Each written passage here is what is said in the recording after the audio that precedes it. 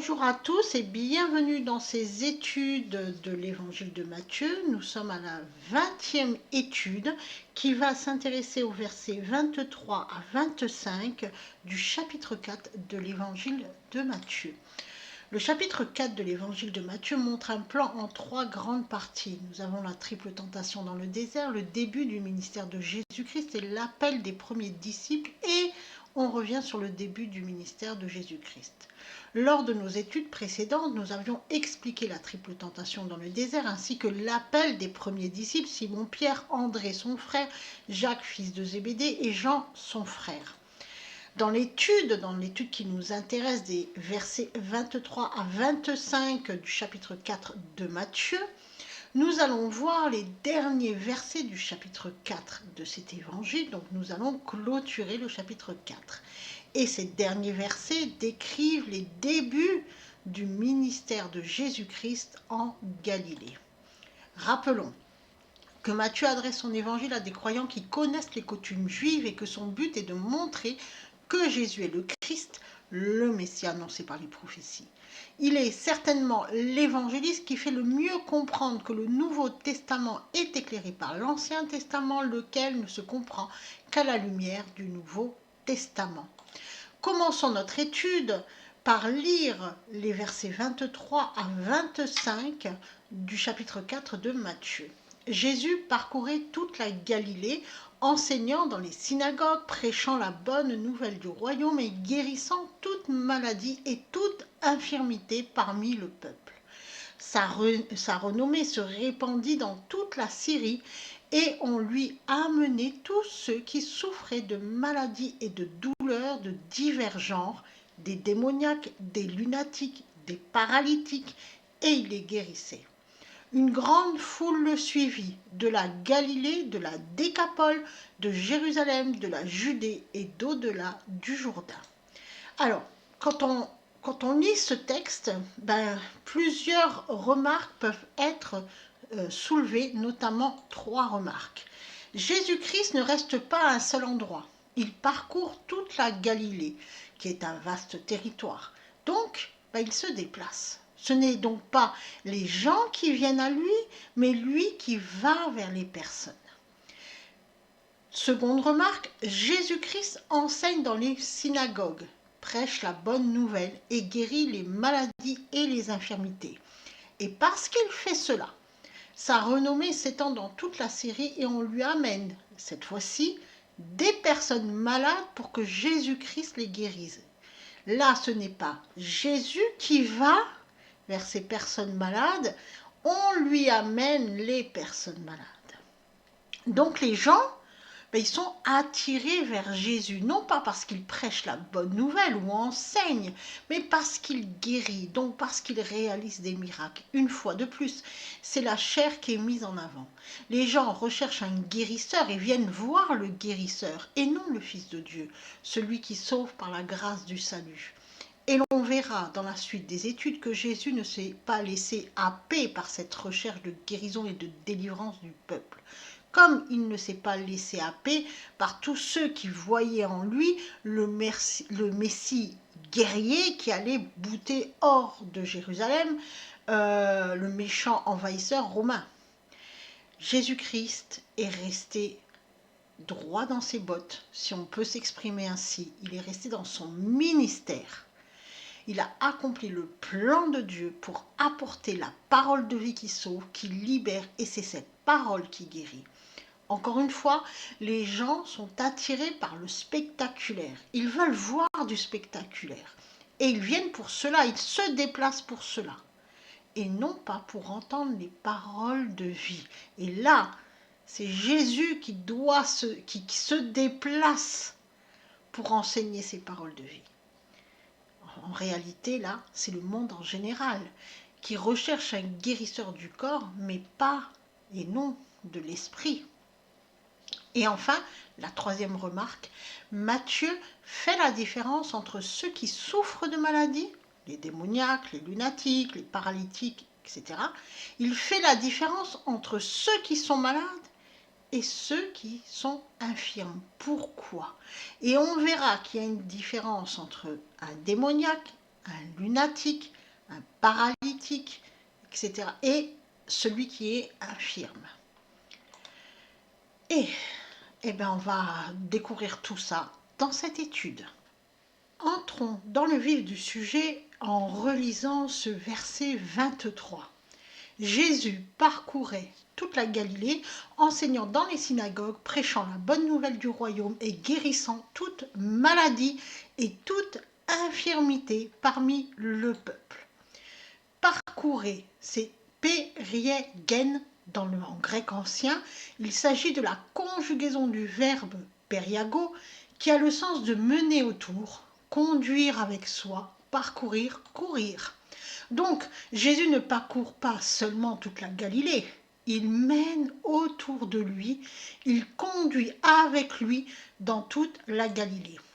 D'ailleurs, ce verbe periago est composé de la préposition peri, qui signifie autour, concernant, à cause de, parce que, près de, et du verbe ago, qui signifie mener, conduire, amener avec soi, emmener à un magistrat, à une cour de justice, guider, diriger, amener vers quelque chose, aller, partir, célébrer une fête, pousser par influence sur l'esprit.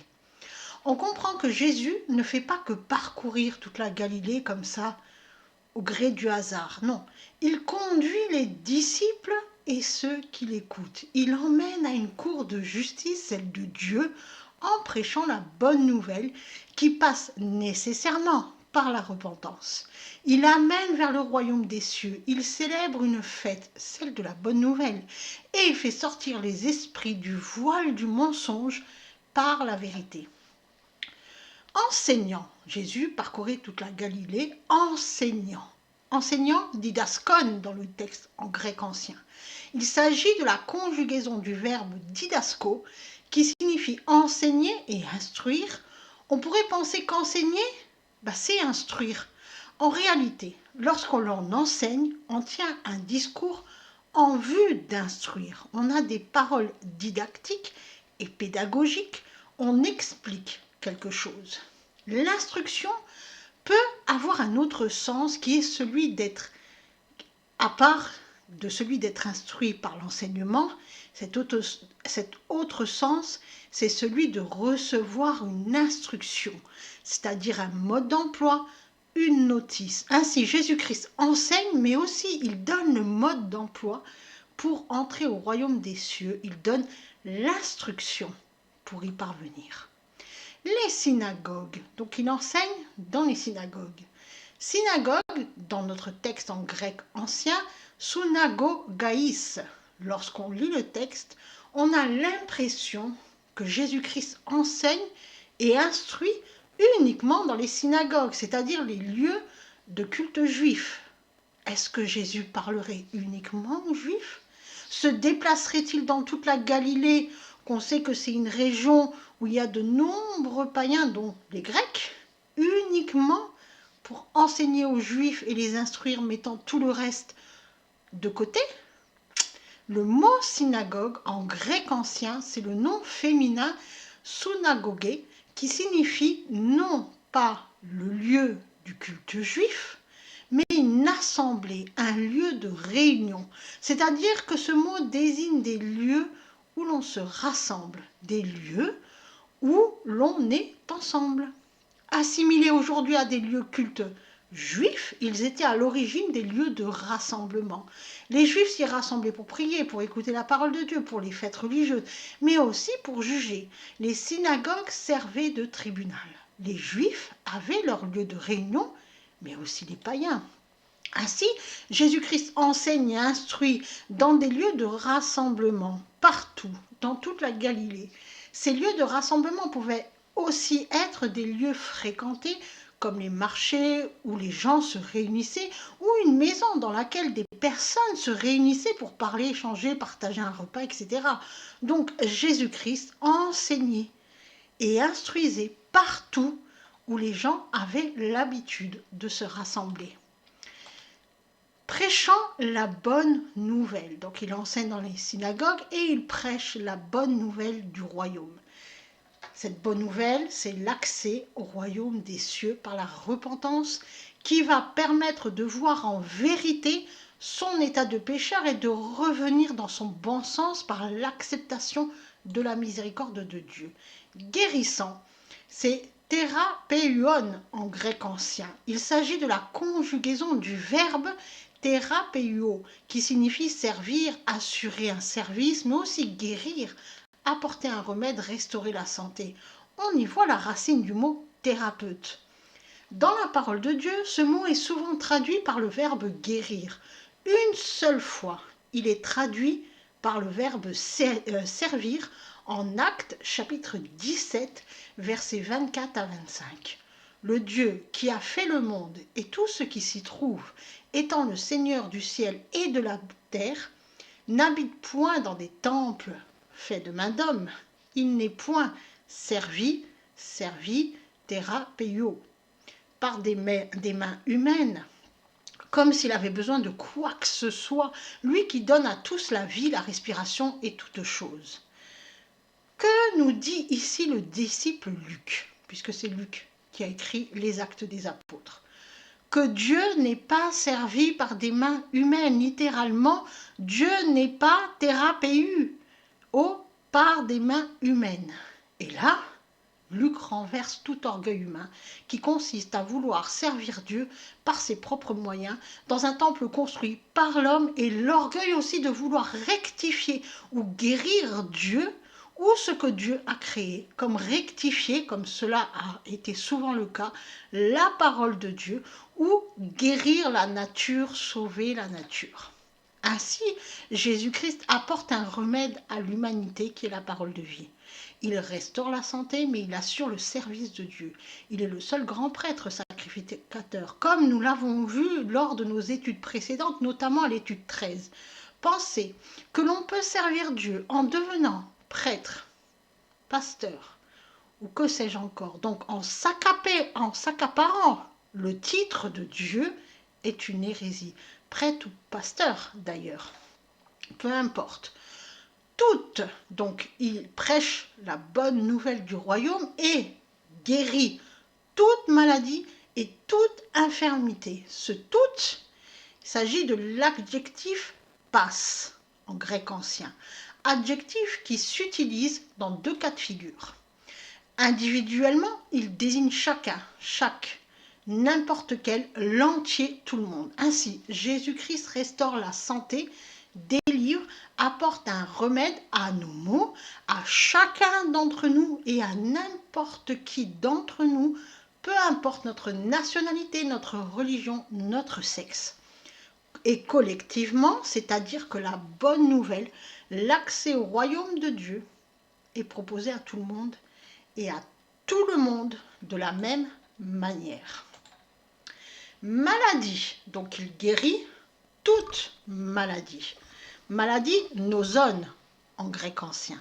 Il s'agit effectivement du verbe nosos qui désigne la maladie. On retrouvera le même mot au verset suivant, au verset 24. Dans le Grand Bailly, qui est le dictionnaire de référence grec, plusieurs sens sont donnés à ce mot. Un sens physique, la maladie qui touche le corps, et l'on y retrouve la stérilité et autres maladies contagieuses comme la peste, et même on y retrouve dedans l'épilepsie. Le second sens est relatif à la perte de l'intelligence, à l'égarement de l'esprit, à la démence, à la folie. Enfin, le troisième sens est d'ordre moral et désigne la souffrance morale, la passion folle, le vice, le défaut. Ainsi, Jésus-Christ apporte un remède à tous ceux qui souffrent de maladies physiques, de maladies mentales, à tous ceux qui sont égarés, qui sont donc dans un mauvais état d'esprit, donc qui ne sont pas dans leur bon sens, à tous ceux qui sont prisonniers de leur propre sens, plongés dans la souffrance morale et souffrant d'un vice, d'une addiction. Infirmité. Donc il guérit toute maladie et il guérit toute infirmité. Il s'agit du nom féminin malakia, qui désigne une faiblesse physique ou mentale. Ce mot découle de l'adverbe malakos, qui signifie mou, moelleux, tout, doux, tendre, délicat. Et au figuratif, ce mot désigne quelque chose d'agréable à sentir, à entendre, à faire, quelque chose aussi de facile, de complaisant, quelque chose de mou, sans vigueur, sans résistance, d'efféminé, de faible. Ainsi, Jésus-Christ apporte un remède à ceux qui sont faibles, sans vigueur, sans résistance. Ce sont les infirmes, qui sont faibles face à la tentation, à ceux aussi qui aiment les choses agréables, même si cela est mauvais pour eux. Jésus-Christ délivre de tout ce qui nous tente et nous fait entrer dans un principe de destruction. Aimer les choses agréables, aimer les mensonges qui rassurent. Et Jésus-Christ nous délivre de ça. Et il nous dit non, il faut travailler. Il ne faut pas embrasser la facilité. Il ne faut pas. Il faut aller à contresens du monde et ça demande un travail phénoménal. Dans la parole de Dieu, le mot malakos a 4 occurrences. La première occurrence, elle est dans notre texte. La seconde et la troisième occurrence, elles se trouvent en Matthieu chapitre 11 verset 8 et en Luc chapitre 7 verset 25 où ce mot est traduit par le mot précieux. Et la quatrième occurrence est utilisée par Paul en 1 Corinthiens, chapitre 6 verset 9 où il a été traduit par le mot efféminé. On va le lire ensemble. Ne savez-vous pas que les injustes n'hériteront pas du royaume de Dieu? Ne vous y trompez pas, ni fornicateur, ni idolâtre, ni adultère, ni efféminé, malakos, ni les hommes qui couchent avec des hommes. Ainsi, l'infirme n'est pas celui qui ne peut pas marcher ou voir ou parler. Il est l'efféminé, le précieux, celui qui aime la facilité, celui qui aime la flatterie, les choses douces au corps et à cause de cela. Celui qui est ballotté à tout vent de doctrine parce qu'il aime entendre des choses qui flattent, qui va là où cela est le plus facile pour lui d'entendre et de se mettre en route avec des doctrines qui lui semblent faciles, ou qui le flattent, ou qui est le plus agréable pour ses sens. Et Jésus nous délivre de cette infirmité, de ce qui nous rend infirmes, entendez, de ce qui rend infirme l'esprit qui le plonge dans le brouillard. Continuons et lisons le verset 24. Sa renommée se répandit dans toute la Syrie et on lui amenait tous ceux qui souffraient de maladies et de douleurs, de divers genres, des démoniaques, des lunatiques, des paralytiques, et il les guérissait. Souffrait dans le texte en grec ancien, en fait on n'a pas un verbe mais un adjectif, l'adjectif kakos qui littéralement signifie on lui amenait ceux en mauvais état. L'adjectif kakos désigne quelqu'un de misérable, de malade, d'impropre, de faux. Ainsi, les souffrants que l'on amenait à Jésus-Christ étaient des personnes malades physiquement, mais aussi ceux qui n'étaient pas dans leur bon sens, qui étaient dans un faux état d'esprit. Et parmi les souffrants, c'est-à-dire ceux qui sont en mauvais état, il y a ceux qui sont malades dans le sens de nosos, mais aussi ceux qui souffraient de douleurs diverses. Les démoniaques, les lunatiques, les paralytiques. Pour comprendre les différences entre un démoniaque, un lunatique, un paralytique et ceux qui souffrent de douleurs diverses, il nous faut regarder le texte originel en grec ancien. Et dans nos Bibles en français, on lit « On lui a mené tous ceux qui souffraient de maladies, puis de douleurs de divers genres, des démoniaques, des lunatiques, des paralytiques. » Et on va regarder le texte dans sa traduction en grec, donc le texte originel. Et là, on voit qu'on a tourment, oppressé, maladie et de douleurs de divers genres, des démoniaques, des lunatiques, des paralytiques. En fait, dans le texte en grec ancien, on a tourment, oppressé, habité de démons, étant paralytique et paralysé. Donc on a les tourmentés, les oppressés, les habités de démons, les étant paralytiques et les paralysés. Quelle est la différence entre étant paralytique et paralysé? On va regarder tout ça.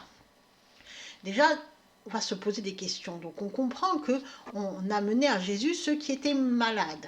Donc ça, on avait compris dans le sens de nos os, ils souffraient de maladies. Et aussi ceux qui étaient dans divers tourments. Ça a été dit par douleur de divers genres.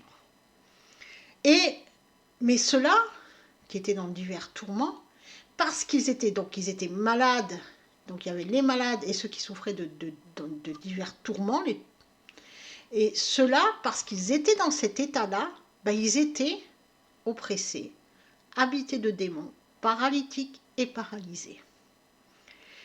Ils étaient donc malades dans le sens de nos os. Il y avait donc ces malades-là et ceux qui étaient dans divers tourments. Tous ces gens-là, qui pouvaient être malades et souffrir de divers tourments, mais il y avait les malades, ceux qui étaient dans divers tourments, et bien tout cela, ils étaient oppressés, et ou habités de démons, et ou paralytiques, et ou paralysés. Ainsi, c'est la maladie et les tourments, qu'on a traduit par de douleurs de divers genres dans le texte en français, c'est la maladie et les tourments qui mettaient tous ces gens qu'on amenait à Jésus-Christ dans ces états décrits par le texte, c'est-à-dire oppressés, habités de démons, étant paralytiques, paralysés. Donc certains étaient oppressés, d'autres étaient habités de démons, d'autres étant paralytiques, d'autres encore étaient paralysés. Peut-être qu'il y avait des oppressés, des paralysés, peut-être qu'il y avait des habités de démons et des paralysés, on ne sait pas. En tout cas, c'est la maladie et les tourments qui mettaient les gens dans ces états-là. On voit dans le texte en grec qu'il ne s'agit pas du même mot quand on parle de paralytique et de paralysé. Alors, tous ces états qui sont décrits, ça signifie quoi? Et pourquoi cette différence entre paralytique et paralysé? On va décortiquer tout ça et on a déjà vu ce que signifie la maladie. Donc on va regarder le terme qui a été traduit par le mot tourment, ou dans nos Bibles en français, dans le texte originel en grec ancien c'est tourment, mais dans nos Bibles en français c'est douleur de divers genres. Regardons ça. Alors tourment, c'est basanoïs, et dans le texte ce mot est au datif. Il s'agit du mot masculin basanos qui signifie torture, tourment, peine aiguë et aussi un instrument de torture par lequel on force à dire la vérité, un moyen d'éprouver, de vérification, une épreuve.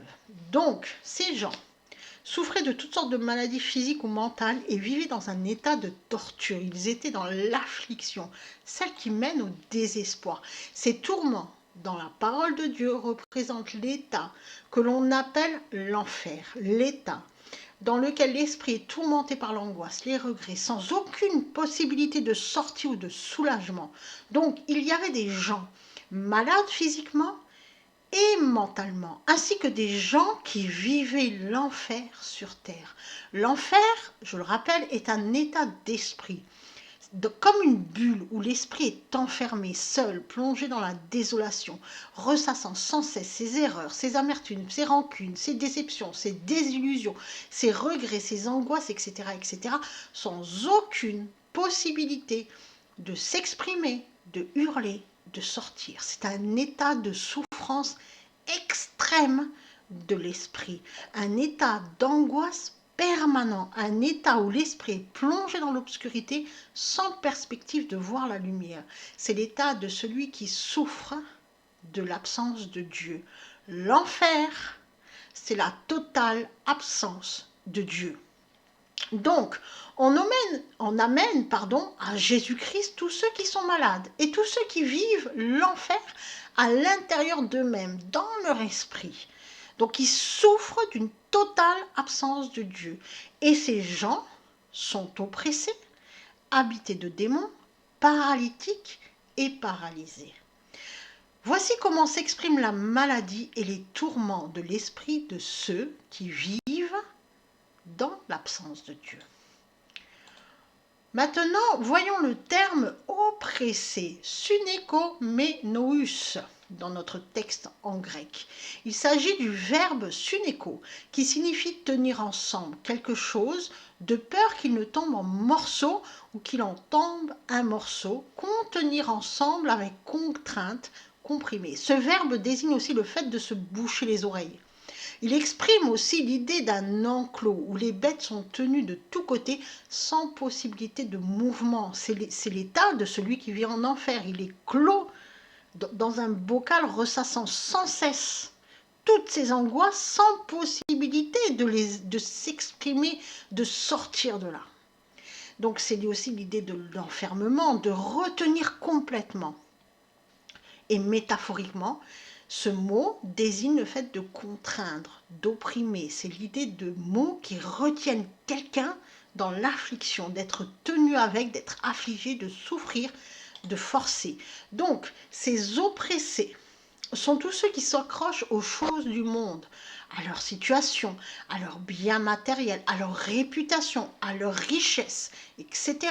Et qui ont peur de tout perdre, qui vivent dans la peur du lendemain ou qui s'accrochent au passé, ceux aussi qui ne veulent pas lâcher prise, qui retiennent en eux quelque chose qu'ils doivent lâcher, comme un pardon par exemple, ou une doctrine, une mauvaise croyance, une programmation mentale, de peur de voir leur monde qu'ils se sont construits s'écrouler. Et ces oppressés désignent aussi ceux qui sont retenus captifs par des mensonges, par leur ego, par de fausses croyances, qui sont affligés, qui souffrent parce qu'ils sont obligés et forcés de faire des choses qu'ils ne veulent pas faire. Qu'ils sont enfermés, par exemple, dans un métier, un travail, une vie, une situation, etc., mais qu'ils ne veulent pas. Continuons avec le mot qui a été traduit dans nos Bibles françaises par démoniaque et en grec ancien dans notre texte, habité de démons. Il s'agit du mot daimonizomenos. Et là, on va s'intéresser un petit peu à cette fameuse possession démoniaque qui a fait couler beaucoup d'encre, qui continue à en faire couler, qui continue à faire peur au cinéma, etc. Dans la parole de Dieu, que signifie le mot daimonizomai qui est traduit le plus souvent par démoniaque? Notons pour la petite remarque, et il faut bien avoir ça en tête, que celui qui est oppressé, c'est-à-dire celui qui ne veut pas lâcher, celui qui s'accroche aux choses du monde, celui qui s'accroche aux fausses croyances et qui est enfermé dans les mensonges du monde, n'est pas un démoniaque. D'accord? Donc celui qui est oppressé n'est pas un démoniaque. En revanche, les malades et ceux qui vivent en enfer peuvent être des démoniaques.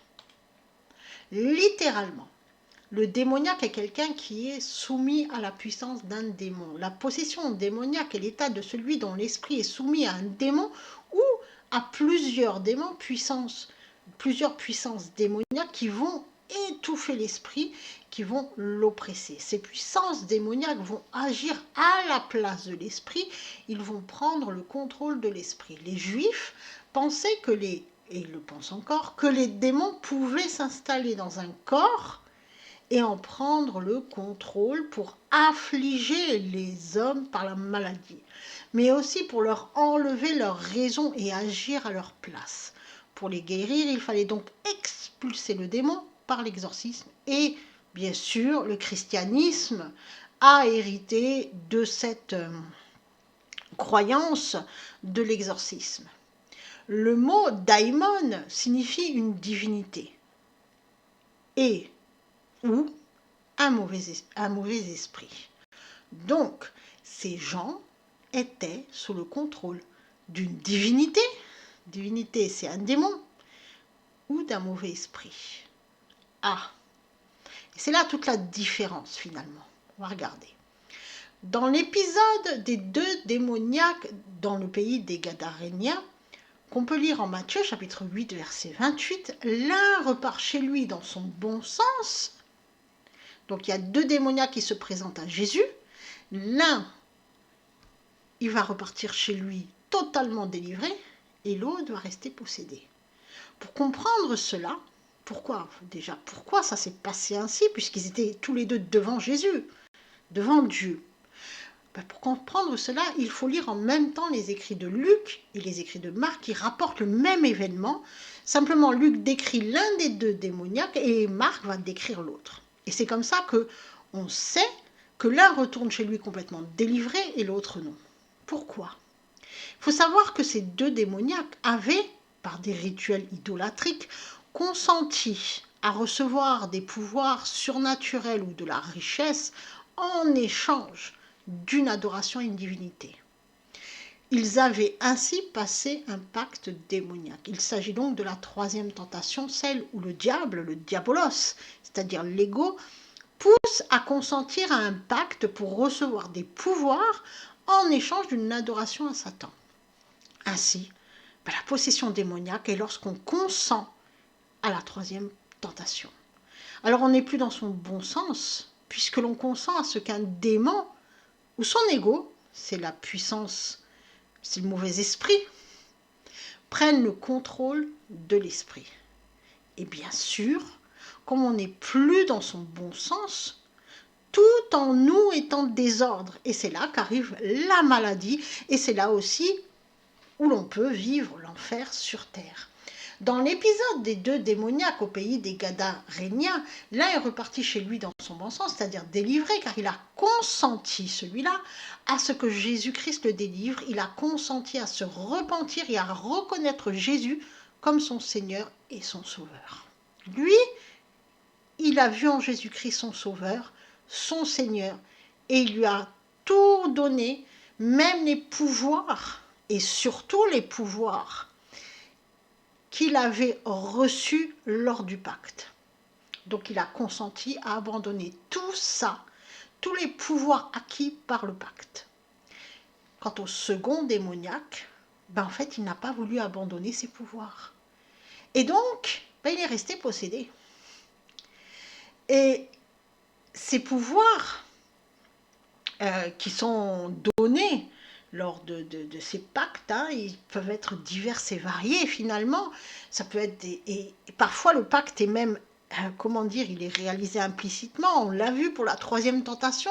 On a vu un petit peu le mécanisme, comment que ça arrive, tout ça. C'est-à-dire qu'en échange d'une adoration, on nous donne des pouvoirs. Donc c'est vraiment l'orgueil à l'état pur finalement.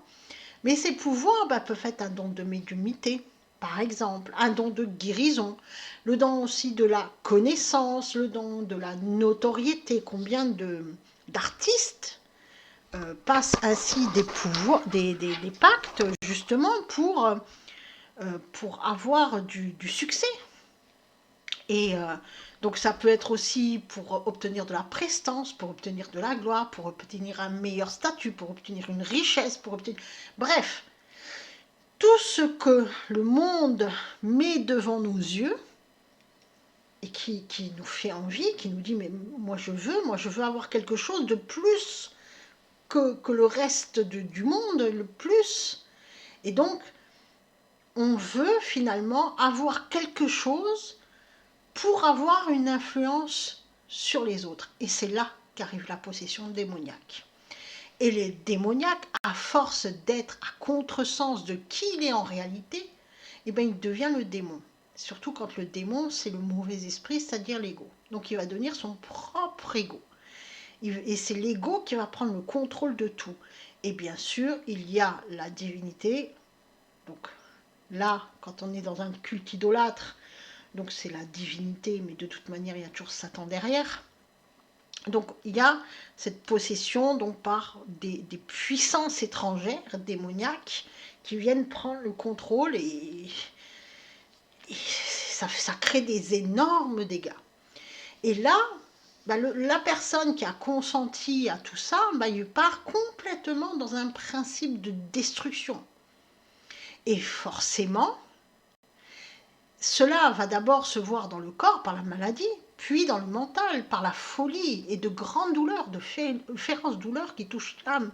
Alors il faut savoir qu'à un moment donné, C'est vrai que la possession démoniaque, on n'est pas en crise, le possédé n'est pas en crise comme on peut le voir dans les films, par exemple dans l'exorcisme, où à un moment donné, elle n'est même plus elle-même. Non, il faut savoir que ça arrive par crise, mais ça peut aussi évoluer à bas bruit, c'est-à-dire que c'est le démon qui a pris le contrôle, l'esprit lui n'est plus, c'est-à-dire que la personnalité de l'individu est complètement éteinte, et finalement c'est l'ego ou le démon qui agit dans la personne. Il faut savoir aussi que quand ce n'est pas le cas, qu'il s'agit de crise, c'est-à-dire que parfois le démon va prendre le contrôle, mais parfois c'est la personne même qui a repris son contrôle, la personne est consciente de ce qui se passe, est consciente. Et parfois, elle est même, non seulement elle est consciente, mais elle a consenti à tout cela. C'est-à-dire que pour elle, elle s'accroche tellement au pouvoir qu'elle a reçu, qui lui donne de l'influence sur les autres, qu'elle ne veut pas lâcher, donc elle consent parfaitement à tout ça, et elle va même beaucoup plus loin parce qu'elle oublie que là, derrière tout ça, il y a Dieu. Et le démon lui fait même croire que finalement, elle peut même, s'opposer à Dieu en devenant immortelle, qu'elle peut lui faire croire que toutes ces histoires de paradis, de tout ça, ça n'existe pas, que ce qui compte, c'est ici sur Terre, etc., etc.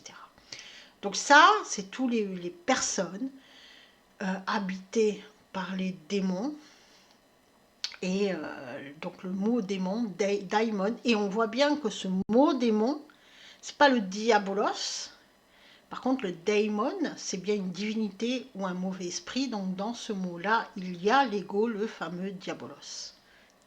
Continuons avec ce mot qui a été traduit par lunatique dans nos Bibles françaises et dans la traduction mot à mot de la Bible interlinéaire, donc en grec, par étant paralytique. Étant paralytique, c'est seleniazomenaus. Il s'agit du verbe seleniazomai, souvent traduit dans nos Bibles françaises par le mot lunatique. Donc la question est, qu'est-ce qu'un lunatique? C'est quoi être lunatique? Littéralement, c'est quelqu'un qui est influencé par la lune ou être épileptique. Parce que les Grecs de l'époque considéraient que l'épilepsie était influencée par les phases de la lune. Donc ces lunatiques étaient des épileptiques en réalité. Nous savons que l'épilepsie est une maladie nerveuse se manifestant par de violentes crises convulsives, s'accompagnant de perte de conscience ou d'hallucinations. Ces crises étaient tellement impressionnantes parfois, qu'autrefois elles étaient considérées comme des crises de possession démoniaque. On ne faisait pas trop la différence. Or, la parole de Dieu est précise et elle fait la distinction entre ces crises d'épilepsie et les démoniaques. En hébreu, épilepsie, c'est nikpus. La racine de ce mot, c'est kapar.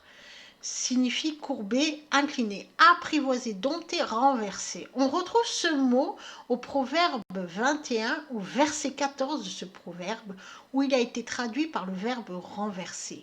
Un don fait en secret renverse, kappa, la colère. Si l'on prend en hébreu le mot possession démoniaque, on y retrouve la racine kapar. La possession démoniaque en hébreu, kapoi shed, qui signifie littéralement renversement démoniaque. C'est le moment précis où le démon prend le contrôle de l'esprit. Ainsi, l'épilepsie est un retournement brutal, soudain, une prise à contre-pied, un renversement par la contrainte. La cause est inattendue et imprévisible. On pense que l'origine de ce retournement soudain, de ce renversement, peut être liée à une addiction ou à une forte culpabilité ou au stress ou à un événement douloureux du passé, un traumatisme du passé. Ainsi, Jésus-Christ délivre des addictions, de la culpabilité, du stress, des programmations mentales, des événements douloureux du passé et des traumatismes psychologiques qui peuvent bloquer l'esprit et entraîner des crises épileptiques. Souvent, les traumatismes psychologiques engendrent des parasites dans l'inconscient. C'est le fameux monstre du placard qui gratte et qui gratte. C'est tous les traumatismes qu'on a subis et parfois il suffit, et on ne sait pas pourquoi, parce que le cerveau va faire, en fait, va assimiler ce qu'on voit. Par exemple, il suffit de voir quelque chose et hop, le monstre il sort du placard. Et c'est là qu'arrive le renversement.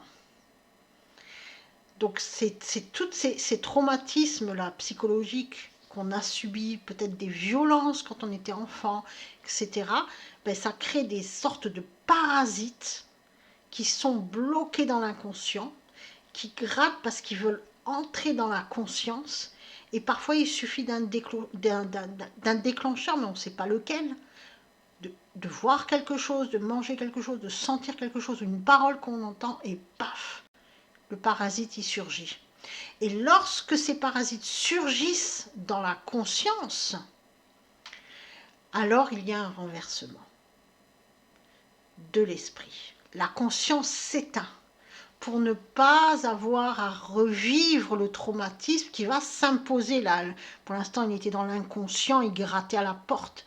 Et il se manifestait par différentes formes, comme peut-être des douleurs au niveau de l'estomac, ou des maux de tête, ou des angoisses, des phobies. Et puis à un moment donné, pouf, ça pète, la barrière pète, et c'est là qu'il peut y avoir une crise d'épilepsie pour justement, c'est le cerveau qui bloque, c'est la conscience qui bloque, pour ne pas qu'on ait à revivre le traumatisme, le fort traumatisme là, qui nous pourrit la vie. Donc Jésus-Christ nous délivre de tout ça. Maintenant, voyons notre dernier mot, paralysé, qui a été traduit dans nos textes de la Bible française par paralytique. Paralysé, c'est paralytikos. Il s'agit de l'adjectif paralytikos qui signifie paralytique, faible d'un membre. Là, on a les vrais paralysés. Donc Jésus-Christ délivrait et libérait toutes ces personnes malades, tourmentés, plongés dans l'obscurité, souffrant de l'absence de Dieu, ainsi que tous les dysfonctionnements du corps et de l'esprit, les souffrances traumatiques et les possédés, tous ceux qui ne voulaient pas lâcher les mensonges du monde, qui étaient enfermés dans les mensonges et qui en souffraient, et tous ceux qui avaient une faiblesse d'un membre. Ça pouvait être les yeux, ça pouvait être la voix, ça pouvait être les jambes, peu importe. Dans le programme de délivrance, vous avez l'adresse ici qui s'affiche, que je propose sur le blog. J'explique à l'étape 4 que Dieu nous délivre de tous les faux états d'esprit, que ce sont ces faux états d'esprit qui engendrent les maladies, qui engendrent le fait qu'on n'est pas dans son bon sens, qui engendrent des difficultés comme des dépressions, des angoisses, du stress, etc., etc. Et en même temps, il nous délivre aussi de tout ce qui pourrit l'inconscient, qui gratte à la porte là, de tous les parasites. Et tout ça, pour que l'on revienne dans notre bon sens. Et donc ce programme de délivrance permet de connaître Dieu pour ne plus souffrir de l'absence de Dieu, parce que c'est Dieu qui va tout remettre en ordre. Voyons maintenant le dernier verset de notre étude et le dernier verset du chapitre 4 de Matthieu, le verset 25. Une grande foule suivit de la Galilée, de la Décapole, de Jérusalem, de la Judée et d'au-delà du Jourdain. Ainsi, parce que Jésus faisait toutes ces choses, parce qu'il enseignait, délivrait par la parole et guérissait, alors une foule le suivait. Mais on peut constater que la plupart venaient non pas pour écouter la parole, l'enseignement de Jésus-Christ, mais pour être guéris. Beaucoup ont vu en Jésus-Christ un guérisseur, quelqu'un capable de réaliser des miracles, et c'est cela qui a attiré des foules. Et peu ont su voir en lui le Fils de Dieu, le Messie. Se serait-on déplacé seulement pour écouter un enseignement ? Aujourd'hui, se déplace-t-on en foule? Et je dis bien en foule parce qu'on peut se déplacer pour aller écouter quelqu'un en séminaire, mais se déplace-t-on ainsi en foule pour aller simplement écouter quelqu'un qui parle? Ou alors se déplace-t-on en foule pour aller voir un miracle? La plupart du temps, lorsque la foule se déplace, c'est pour aller voir du spectacle. Et c'est tout le drame encore de notre monde, d'aujourd'hui, d'hier. Ça a toujours été comme ça. L'homme va toujours rechercher le spectaculaire, sans vouloir écouter la parole de Dieu. D'ailleurs, et il faut le savoir, nombreux sont ceux qui ont été guéris car libérés de l'oppression, simplement en entendant l'enseignement de Jésus-Christ avec une seule parole de Dieu. Et la foi, bien sûr. Parce que cette parole de Dieu, quand on l'entend, elle fait toujours son effet. Quoi qu'il arrive, quoi qu'il se passe, cette parole, elle va aller s'imprimer et elle fera toujours son effet à celui qui veut l'entendre. Donc, nous voilà à la fin de notre chapitre 4 de l'évangile de Matthieu. Dans la suite de nos études, on va aller ouvrir le chapitre 5 qui nous fera découvrir le merveilleux discours sur la montagne et bien d'autres choses encore. Merveilleux discours qui se retrouve aussi dans le programme de délivrance. Et pour ceux qui cherchent la guérison, je leur conseille de d'abord chercher Dieu. Car seul Dieu délivre, seul Dieu sauve, seule la vérité vous rendra libre. Et avant de vous quitter, comme à notre habitude, on va lire nos versets 23 à 25, mais on va les lire dans le sens, dans leur sens, non pas en faisant de belles phrases, mais vraiment en essayant de faire ressortir le sens véritable de ces versets. On y va. Jésus allait dans toute la Galilée, enseignant et instruisant dans tous les lieux de rassemblement de la région, et partout il proclamait la bonne nouvelle. La miséricorde de Dieu est une grâce de Dieu et qui est offerte à tous ceux qui s'humilient devant Dieu par la repentance. C'est par la repentance que l'on accède au royaume des cieux. Et Jésus apportait un remède à tous ceux qui souffraient, aux malades et à tous ceux qui étaient faibles mentalement et ne pouvaient résister aux tentations. Et l'on entendit parler de Jésus dans tout le pays de Syrie. Et à cause des prodiges qu'il réalisait, on lui a amené ceux qui souffraient de maladies et ceux qui vivaient l'enfer sur terre. Souffrance qui était le résultat d'un refus de lâcher les mensonges du monde, d'une possession démoniaque, d'une crise d'épilepsie ou de différentes faiblesses du corps. Jésus les guérit tous. De grandes foules le suivirent, venues de Galilée, de la Décapole, de Jérusalem, de Judée et du territoire situé de l'autre côté du Jourdain. Soyez bénis.